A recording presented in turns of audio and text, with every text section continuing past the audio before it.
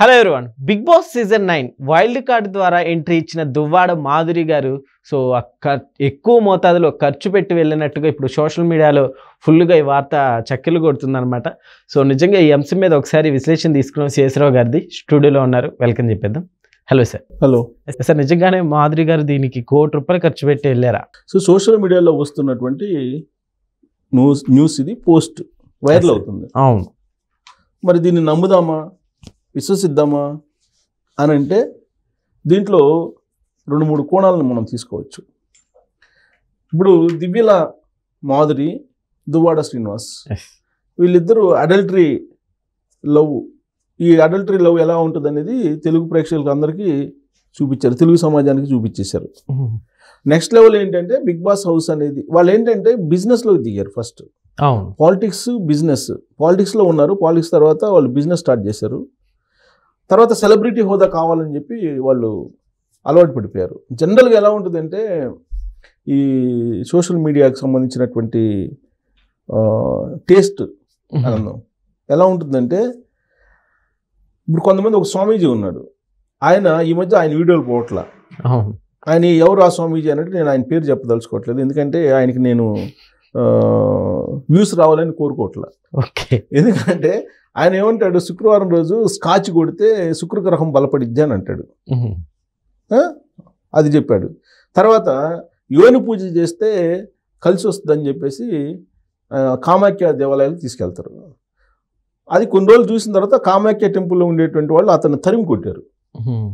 ఇప్పుడు ఏం చేస్తున్నాడు, ఆయన మళ్ళీ వామాచారం అది ఇది అని చెప్తూ రకరకాల వీడియోలు పెడుతుంటే ఇప్పుడు 100-150 కన్నా పోవటంలా. ఇంతకుముందు లక్షల్లో పోయాయి, 100-150 కంటే పోవట్లేదు. దాంతో ఇప్పుడు నీళ్ళల్లో తేలాడుతూ ఒక వీడియో పెట్టి చేశారు.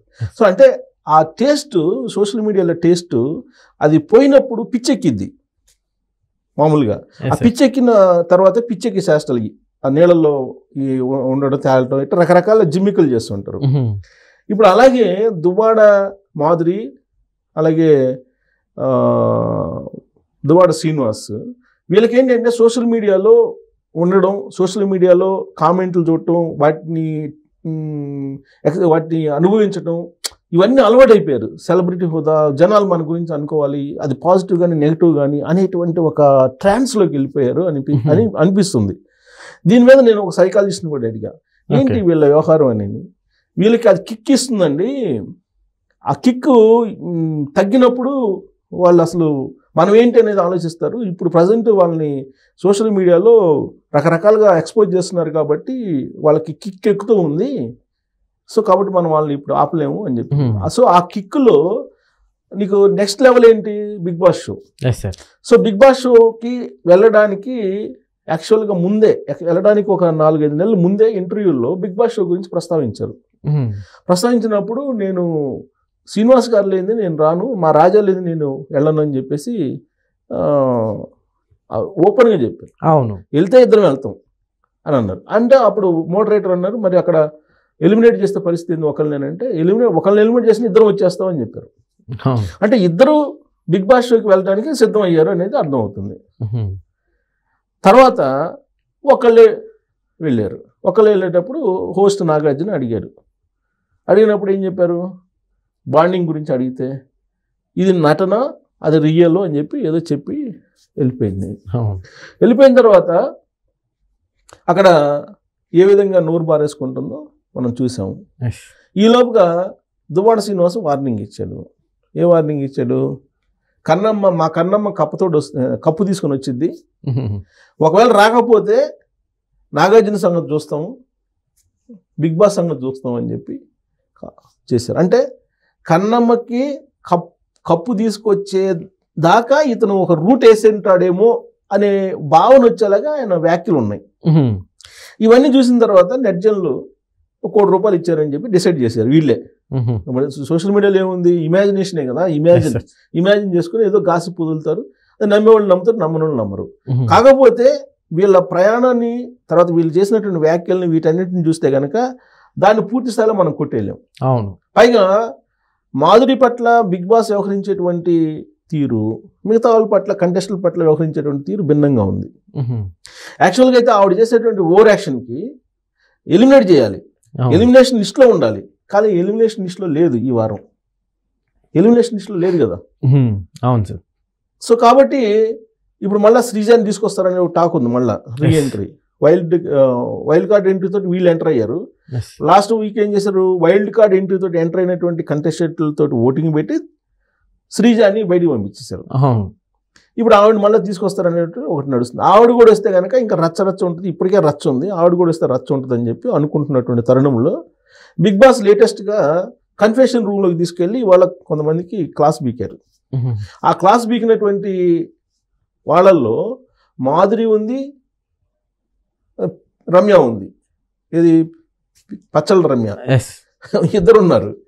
సో ఇప్పుడు మాధురికి నోరు అదుపులో పెట్టుకోవాలని చెప్పి బిగ్ బాస్ ఒక చిన్న చురకంటిచ్చారు. అలాగే రమ్యకి కన్ఫెషన్ రూమ్లోకి పిలిచి ఒక వార్నింగ్ ఇచ్చారు. ఏమిచ్చారు, నువ్వు ఎలా డిసైడ్ చేస్తావు, కళ్యాణ్ అలాగే తనుజ ఇద్దరు బాండింగ్ ఉందని చెప్పి నువ్వు ఎలా డిసైడ్ చేస్తావు అనేది. సార్ ఎవ్రీ వీక్ నాగార్జున గారు వస్తారు కదా సార్, అంటే ఈసారి ఫైర్ అయినట్టు అనిపించిందా? ఎందుకంటే ఈ వీక్ మనం చూసుకుంటే దువ్వాడ మాధురి గారు చేసిన నోరు గట్టిగా అందరి మీద గొడవలు పెట్టుకున్నారు.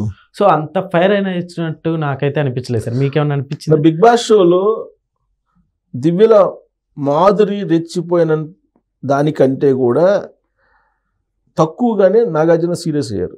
యాక్చువల్గా అయితే బాగా సీరియస్ కావాలి. ఇప్పుడు ఆ హౌస్లో ఉండేటువంటి వాళ్ళందరూ భయపడేలాగా చేస్తుంది. ఒక మూమెంట్లో అంది, నోటికే కాదు చెయ్యికి కూడా నేను పని చెప్పగలను అని చెప్పి హెచ్చరిక కూడా చేసింది మాధురి. అంటే కొడతానని కూడా చేసింది. కొన్ని గేమ్స్ ఆడి గేమ్స్లో ఓడిపోయింది ఆమె. అదేదో శవపేటికలో పొనుకొని చేసేటువంటి గేమ్లో ఆవిడ ఓడిపోయారు. ఓడిపోయిన తర్వాత ఏదో కన్నీళ్ళు పెట్టుకుని ఏడ్చింది. తర్వాత ఏదో కామెంట్లు చేసింది. మొత్తం మీద బిగ్ బాస్ హౌస్లో గందరగోళం సృష్టించింది ఆవిడ. కానీ ఆవిడ ప్రవర్తించినటువంటి తీరు వెక్స్ అయిపోయి అసలు ఆ షో చూసే వాళ్ళే తగ్గిపోయారు ఇప్పుడు. మరి ఇలాంటి పరిస్థితుల్లో ఎలిమినేషన్లో ఉండాలి కదా, ఎలిమినేషన్లో ఉండకపోవడానికి కారణం ఏంటి? మరి ఈ సోషల్ మీడియాలో సర్క్యులేట్ అవుతున్నటువంటి ₹1 వ్యవహారం ఉందేమో అనేటువంటి ఒక అనుమానం కలిగేలాగా ఉంది కదా మామూలుగా అయితే. ఇప్పుడు ఇంకోటి ఏంటంటే బాండింగ్, 2 బాండింగ్లు కనిపిస్తున్నాయి మనకి ఇక్కడ మనకి బిగ్ బాస్ హౌస్లో. ఒకటేమో తనుజ అండ్ కళ్యాణ్, రెండోది రీతు చౌదరి డెమో, అంతే కదా, డెమో పవన్, వీళ్ళిద్దరి మధ్యలో బాండింగ్ కనపడుతుంది. సో ఇప్పుడు కళ్యాణ్ అనే అతను అమ్మాయిలు పిచ్చి అని చెప్పి కామెంట్ చేస్తున్నారు, అమ్మాయిలు పిచ్చోడని. ఎందుకంటే అందరి మీద అమ్మాయిల మీద కూడా చేస్తున్నాడు అని చెప్పి అమ్మాయిలు పిచ్చోడు అని చెప్పి పేరు పెట్టారు కళ్యాణ్కి. దాని మీద బిగ్ బాస్ కన్ఫెషన్ రూమ్లోకి పిలిచి మాట్లాడారు. మాట్లాడి ఎవరికి ఇచ్చే వార్నింగ్ వాళ్ళకి ఇచ్చారు. అయితే ఇక్కడ డెమోకి అలాగే రీతు చౌదరికి మధ్య బాండింగ్ ఉందా లేదా అనే దాని మీద ఓటింగ్ పెట్టారు. అలాగే కళ్యాణ్కి తనుజకి మధ్య బాండింగ్ ఉందా లేదా అని చెప్పి ఓటింగ్ పెట్టారు. ఓటింగ్ పెడితే కళ్యాణ్కి తనుజకి బాండింగ్ ఉందని చెప్పి 50% ఓటేశారు, లేదని చెప్పి 50% వేశారు. సో అంటే డిసైడ్ కాలేని పరిస్థితుల్లో ఉన్నారు అది చూసేటువంటి వాళ్ళు. అయితే ఇక్కడ డెమోకను అలాగే రీతుకి వీళ్ళిద్దరి మధ్య బాండింగ్ ఉందా లేదని చెప్పి అడిగితే ఎక్కువ మంది 100% వాళ్ళిద్దరి మధ్య బాండింగ్ ఉందని చెప్పి చెప్పారు. దాంతో కన్ఫెషన్ రూమ్కి ఇద్దరిని పిలిచారు. పిలిచినప్పుడు రీతుని అడిగారు. రీతుని అడిగితే ఏం చెప్పింది ఆవిడ, కంఫర్ట్ జోన్ అని చెప్పి చెప్పింది. అలాగే సర్ఫ్ జోన్ అని కూడా చెప్పింది. కంఫర్ట్ జోనా లేదా సర్ఫ్ జోనా అంటే సర్ఫ్ జోన్ అని చెప్పి చెప్పింది. సరే ఇతన్ని పిలిచాడు, డెమోని పిలిచి అడిగితే డెమో ఏం చెప్పాడు, కంఫర్ట్ జోన్ అని చెప్పాడు. అంటే అతనికి కన్ఫ్యూజన్లో ఉన్నాడు. ఇంకా రీతు చౌదరి ఫిక్స్ అయిపోయింది, డెమో కన్ఫ్యూజన్లో ఉన్నాడు అనేది ఈ ఓటర్స్ నుంచి వచ్చినటువంటి అభిప్రాయం. సో దీని మీద లాస్ట్లో ఇమ్మాన్యుయల్కి ఒక వార్నింగ్ ఇచ్చాడు. ఏం వార్నింగ్ ఇచ్చాడు, ఏదో మాట అన్నాడు, ఇమ్మాన్యుయల్కి బ్రేక్ తర్వాత పగిలిపోద్ది అని చెప్పేసి ఇచ్చేసి ఆ ప్రోమో అంతటితో ఆపేశారు. సరే ఇవాళ శనివారం కాబట్టి ఇవాళ ఉంటుంది, బిగ్ బాస్ వస్తాడు. ఈ మొత్తం ఎపిసోడ్ చూస్తుంటే మాధురి చేసినటువంటి గందరగోళం, రచ్చ రంబోలా ఇవన్నీ చూస్తే కనుక ఆవిడని ఎలిమినేట్ చేయాలి మామూలుగా అయితే. ఆ ఇష్యూస్ గురించి అసలుకి ఇక్కడ పాయింట్ హైలైట్ కావట్లా. అవును. ఒక జస్ట్ నోరు అదుపులో పెట్టుకోవాలి అనేది మాత్రం ఒక జస్ట్ అలా మాట్లాడేసి వదిలిపెట్టేశాడు. రమ్యకి కొంచెం వార్నింగ్ ఇచ్చారు. అంటే జీవితం మొత్తం చూసి నువ్వు చెబుతున్నావా, అదేదో ఊరికే కలిసినంత మాత్రాన నువ్వు బాండింగ్ ఉందని చెప్పి చెప్తావా కళ్యాణ్ కన్నా తనుజకి అని చెప్పి చెప్పారు. ఈ విషయాన్ని తనుజకి కూడా చెప్పాడు బిగ్ బాస్, ఇలా అంటుంది అన్నప్పుడు తనుజ ఏదో ఫీల్ అయిపోయినట్టుంది. మాధురి ఒక మాట ఉంది వాళ్ళిద్దరి మధ్య, ఇది కళ్యాణ్ వచ్చి చెయ్యేస్తే ఆ అమ్మాయి తనుజ కామ్గుందని అంటే అర్థం ఏంటి, 2 చేతులు కలిసినాయి అని చెప్పి 2 చేతులు కలిస్తేనే కదా సౌండ్ వచ్చేది అనే యాంగిల్లో మాట్లాడింది. ఆ విషయాన్ని కూడా బిగ్ బాస్ తనుజకి చెప్పాడు. మొత్తానికి తనుజ రాజేశాడు, బిగ్ బాస్ అయితే రాజేశాడు. మరి అది ఆ ఫైర్ మాధురి మీద ఎంత పని చేస్తుంది అనేది చూడాలి. ఆ మాధురి మీద పని చేయాలంటే ₹1 కోటి వ్యవహారం ఉండకూడదు. ₹1 కోటి వ్యవహారం ఉంటే కనుక మాధురి నిజంగానే దువ్వాడ శ్రీనివాస్ చెప్పినట్టు ఆయన భాషలో చెప్పాలంటే కన్నమ్మ కప్పు తీసుకొని పోయే అవకాశం ఉంది బిగ్ బాస్లో. Okay sir, thank you.